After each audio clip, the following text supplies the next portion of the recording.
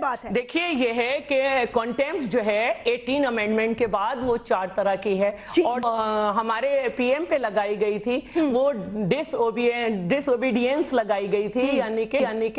Civil ٹھیک ہے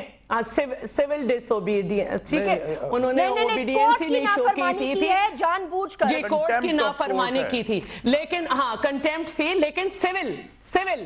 ٹھیک ہے انہوں نے مذاق نہیں اڑایا تھا انہوں نے اسکینڈلائز نہیں کیا تھا انہوں نے تضحیق نہیں اڑائی تھی 12 تاریخ کو جو فریم چارج ہوا ہے اس وقت تک اس کے بعد جب آپ نے 12 تاریخ کو کلوز کر دیا آپ خود ہی کمپلینر ہیں خود ہی اس کو سن رہے ہیں خود ہی منصف خود ہی مدعی ٹھیک ہے دیکھیں یہ آپ ایسا کہیں نہیں ہوتا جیسمین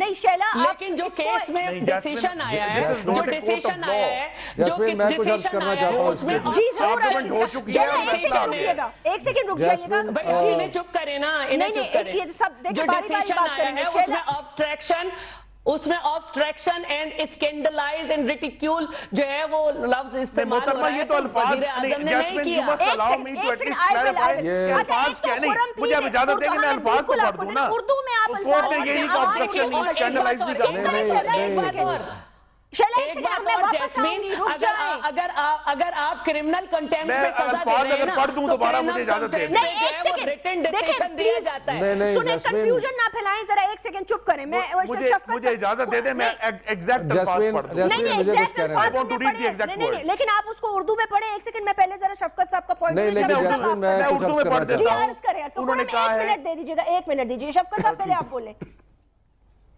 جی میں یہ عرض کر رہا ہوں کہ یہ جو ساری آرگومنٹس دی جا رہی ہیں ہم کوئی اس وقت کسی عدالت میں نہیں کھڑے جی بالکل صورتحال یہ ہے کہ اگر ان کو شہلا صاحبہ نے جو بہت ساری باتیں کی ہیں اعتزاز صاحب نے بھی پہلے کی ہیں ان کا رائٹ بنتا ہے یہ اپیل میں جائیں اور یہ چیزیں پوائنٹ آؤٹ کریں کہ جی یہ ایسے ہے اور وہ ویسے ہے جو عمومی بات ہے وہ یہ ہے کہ فیصلہ تو آ چکا ہے اور وہ فیصلہ اس وقت سٹینڈ کر رہا ہے اور فیصلہ جب تک وہ اس فیصلے کی نفی نہیں ہوتی اوور ٹرن نہیں ہوتا ریویو نہیں ہوتا that is the decision of the court which stands اب اس کی لیگل اگر ہم موش گافیوں میں جائیں گے تو وہ ایک عدالتی کام ہے ہمیں تو یہ دیکھنا چاہیے کہ اس کا سیاسی پہلو کیا ہے اس کا اخلاقی پہلو کیا ہے کیا دنیا میں ایسے ہوتا ہے کہ جو بڑے عہدیدار ہیں جو کورٹ سے جب کنوکٹ ہوتے ہیں کیا ان کا کوئی جواز رہتا ہے کہ وہ پاور میں رہیں پھر ہمیں یہ بھی دیکھنا ہے کہ کس وجہ سے کنوکٹ ہو رہے ہیں کیونکہ یہ ساری جو قانونی گورکھ دھندا ہے اس میں جیسے خرم نے کہا وہ ایک چیز چھپ جاتی ہے اس کے پیچھے کہ یہ معاملہ ہے کیا معاملہ تو یہ ہے کہ پیسہ پاکستان کے غریب عوام کا پیسہ چوری کیا گیا وہ چوری کر کے باہر لے جایا گیا وہ وہاں پہ رکھا گیا اور سارا معاملہ جو ہے وہ اس کو بچانے کا ہے کہ جی ان کو خط نہ لکھا جائے کیونکہ یہ نہ ہو کہ یہ کیس دوبارہ کھل جائے یہ جو اصل چیز ہے اس کو تو بھلا دیا جاتا ہے ایک سیکنڈ میں یہاں پہ ایک سیکنڈ سے اور اس چیز پہ سارا غور کرنے لگا مجھے ایک سیکنڈ دیجیے گا خرم میں آپ کا پوائنٹ آف ویو لیتی ہوں لیکن اطہر منالہ صاحب نے ہمیں جوائن کیا ہے وہ لوئر ہیں سپریم کورٹ کے آپ کانسٹیٹیوشنل ایکسپرٹ بھی ہیں اطہر منالہ صاحب السلام علیکم جی وعلیکم السلام جی اطہر منالہ صاحب بہت بہت شکریہ تھوڑا سا اطہر منالہ صاحب آج کی جو ساری کاروائی ہوئی ہے ایک عام پاکستانی ایک عام شہری اور وہ جو انگریزی نہیں سمجھ سکتا جس کو اس ججمنٹ کی پیچیدگیوں کا نہیں پتا ان کے لیے ذرا عام الفاظ میں بتا دیجئے وزیر اعظم کو آج کورٹ نے کیا کہا ہے نہیں آج عدالت نے ان کو سزا دے دی ہے ٹھیک ہے اور سزا دینے کے بعد انہوں نے یہ بھی اپنے شارٹ آرڈر میں لکھ لیا ہے کہ اس کا جو ایک نتیجہ ہے وہ ان کی نااہلی بھی ہے تو یہ دو چیزیں اگر سادے الفاظ میں کہی جائے تو یہ عدالت کا فیصلہ ہے تو وہ اب نااہل ہیں یا ہمیں تفصیلی جو فیصلہ آئے گا اس کے تحت انتظار کرنا پڑے گا شارٹ آرڈر کے تحت تو جو انہوں نے کہہ دیا ہے جی اس سے بالکل یہ واضح ہے کہ جو سزا ان کو ملی ہے جی وہ سزا اس کا ساتھ اس کے علاوہ اس کا نتیجہ جو ہے جو آرٹیکل 63(1)G ہے جی اس کے تحت ان کی نااہلی ہے ہو گئی اس میں یہ چیز تو میرے خیال میں कम से कम मैंने जो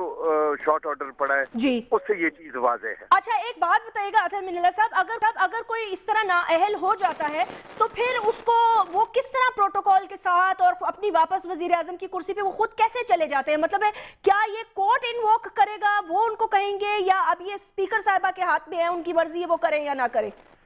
नहीं देखें, आर्टिकल 63 का जो सब आर्टिकल 2 है जी, वो चूंकि आइन का हिस्सा है, वो खुद तरीक़ाकार बताता है कि स्पीकर के पास 1 महीना है, ठीक, और उस 1 महीने में अगर वो रेफरेंस नहीं भी भेजें तो फिर भी वो डीमिंग प्रोविजन है, वो अस खुद जो है ये अखज़ किया जाएगा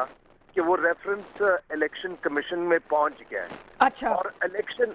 इलेक्शन कमीशन के पास फिर 90 दिन है कि उन 90 दिन में वो फैसला करें, क्योंकि जाहिर है अब चूंकि सुप्रीम कोर्ट खुद लिख चुकी है जी, कि आर्टिकल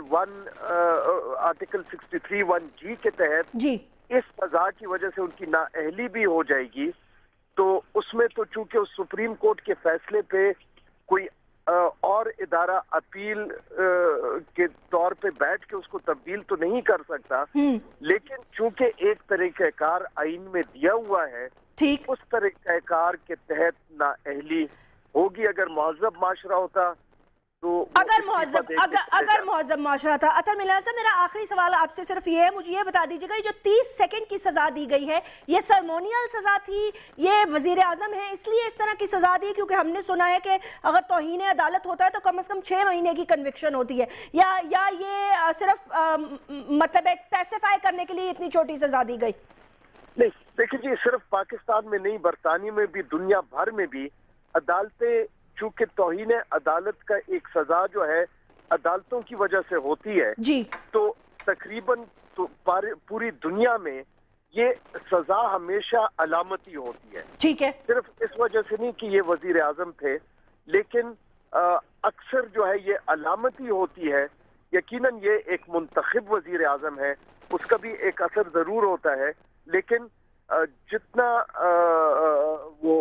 दुनिया भर में ठीक, ये इनफैक्ट एक अतहर मिनल्ला साहब, बहुत बहुत शुक्रिया, आपने बताया कि अलामती सजा दुनिया भर में होती है, और ये क्योंकि एक इलेक्टेड प्राइम मिनिस्टर हैं तो उसको मद्देनजर रखते हुए। खुरम, अब आपने अतहर मिनल्ला साहब की गुफ्तगू सुनी। अच्छा, मैं जो सारे दिन से एक्सपर्ट ओपिनियन सुन रही हूँ, शफकत साहब ने सही फरमाया कि इसके 2 पहलू जरूर हैं, लेकिन यहाँ पे जाहिर सी बात है हमने कोर्ट तो नहीं लगाया हुआ, हम ये नहीं कह सकते कि इसका लीगल पॉइंट ऑफ व्यू क्या है क्या नहीं। इसका जो सियासी पहलू है उससे आप समझते हैं, आज नेशनल असेंबली में बहुत हंगामा आराई हुई, आप लोगों की पार्टी ने भी कहा कि हम देखते हैं वजीर आजम अब इस कुर्सी पर कैसे बैठेंगे, तो अब आप क्या किस तरह रोकेंगे आप उनको? मतलब उन्होंने, अतहर मिनल्ला साहब ने तो बताया कि इसका एक बाकायदा प्रोसीजर है, और वो ये समझते हैं कि वो कॉन्विक्ट हो चुके हैं और नाअहल भी हो चुके हैं। वज़ीर आज़म ने चंद दिन पहले एक बड़ी दिलचस्प बात फरमाई थी, और वो कहा था कि मैं पीएम हूं, पीएन नहीं हूं। 64 सालों से पाकिस्तान के पीएन जो कमजोर लोग थे उन पे कानून का इतलाक होता रहा, आज एक पीएम पर भी हो गया है। लेकिन जब चूंकि पीएम पर इतलाक हुआ है, वो बजाय ये कि शर्मिंदा हों, वो बजाय ये कि कौम से माफी मांगे, बजाय ये कि वो कहें कि मैं अपने ओहदे से इस्तीफा दे रहा हूं, वो उसके ऊपर जो है वो फख्र कर रहे हैं, और ये कह दें कि मैं कौमी असेंबली, किस तरह की कौमी असेंबली होगी जिसका कायदे ऐवान को मैं फिर पढ़ूंगा, is found guilty of and convicted for contempt of court. यानी उसको कोर्ट ने कहा है कि हम आपको गुनाहगार करार देते हैं, और आपको इस बात को कहते हैं कि आपने अदलिया की तौहीन की है, अदालत की तौहीन की है। अब वो शख्स जो है वो कायदे ऐवान कैसे आ सकता है? इसीलिए मुस्लिम लीग नून ने इतना आज जोर का एहतजाज किया कौमी असेंबली में कि ऐसे जैस्मीन जी तो केस जब चला नहीं था, उन्होंने जब कह दिया था, अभी भी मेरी गुजारिश है, अभी भी मेरी गुजारिश है, देखिए ये वजीर आजम ईमानदार नहीं है। नहीं, अपील फाइल होगी, पता नहीं उसका क्या होगा, सजा जब हुई है ना, सजा तो मेरी गुजारिश है, मैंने आपकी बात सुनी है, मुझे अपनी बात करने दें। जब तक आपकी अपील फाइल नहीं होती, अपील के ऊपर कोई स्टे ग्रांट नहीं होता, यूसुफ रज़ा गिलानी पाकिस्तान के कानून के तहत मुजरिम है, वो कौमी असेंबली में उन्हें नहीं आना चाहिए, वो पाकिस्तान की मुकर्रना की तौहीन होगी।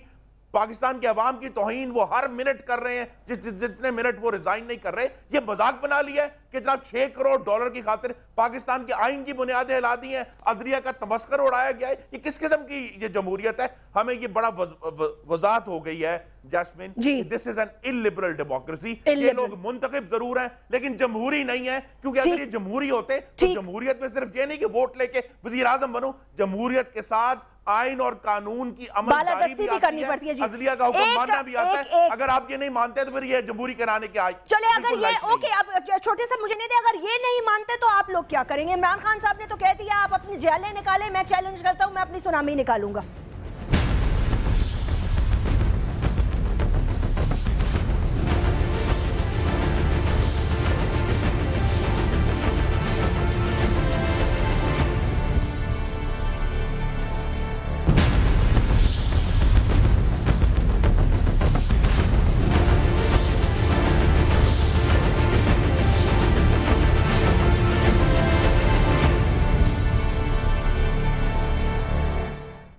ویلکم بیک ناظرین. شیلا، آپ نے ان کی گفتگو سنی. اگر اسی طرح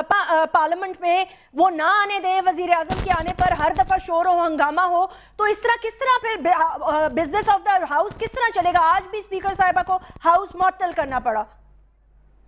دیکھیے جیسمین، پہلی بات تو یہ کہ یہ کیس جو ہے وہ اس میں اصل بات جو ڈسکس ہونی چاہیے تھی وہ 248 ڈسکس ہونا چاہیے تھا. 248 کو تو آپ ڈسکس کرتے نہیں ہیں. اس کے ایک پیرا پیج کے جس میں یہ کہا جا رہا ہے کہ بھائی جب 248 سے امیونٹی حاصل ہے نیشنلی اور انٹرنیشنلی، تو ایک وزیر اعظم کیسے 248 کی خلاف ورزی کرے گا؟ اور انہوں نے یہ کام جو ہے وہ ایڈوائس پہ کیا ہے according to the rules of the business. تو بات یہ ہے کہ آپ جو ہیں اس پہ چارج تو لگا رہے ہیں سیول، اور آپ اس کا سزا دے رہے ہیں کرمنل کنٹیمپٹ پہ. تو جب آپ اس کو کرمنل کنٹیمپٹ پہ سزا دے رہے ہیں تو بات یہ ہے کہ پھر ہم اس فیصلے کو اسی طرح دیکھتے ہیں جس طرح ہم نے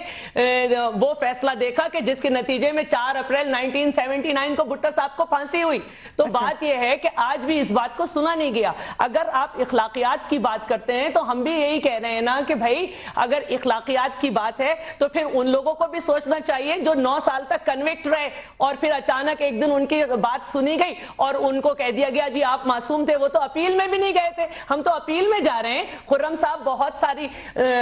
پرجوش انداز سے اپنا فیصلہ پڑھ کے سنا رہے ہیں. تو میں ان سے یہی کہہ رہی ہوں کہ جناب ہم یہی تو کہہ رہے تھے کہ فیصلہ سنانے سے پہلے ہی، کیس بنانے سے پہلے ہی یہ کہہ دیا گیا، یہ کہہ کے کیس بنایا گیا تھا. مدعی جو تھے انہوں نے خود کیس بنایا تھا یہ کہہ کے کہ آپ جو ہیں وہ ڈس آنیسٹ ہیں. تو وہی مدعی تھے، وہی منصف. تو بھائی ہم یہی بات کر رہے ہیں کہ ہم کیسے مطمئن ہو جائیں. اگر آپ مطمئن نہیں ہیں جواب دینے کی اجازت دیں. جی خرم دے دیں. ویسے میں مجھے دیکھیں میں بھی سوال ایڈ کرنا چاہتی ہوں. مجھے یہ اب میں ضرور شیلا صاحب سے پوچھنا چاہوں گا، جب کورٹ یہ کہتا ہے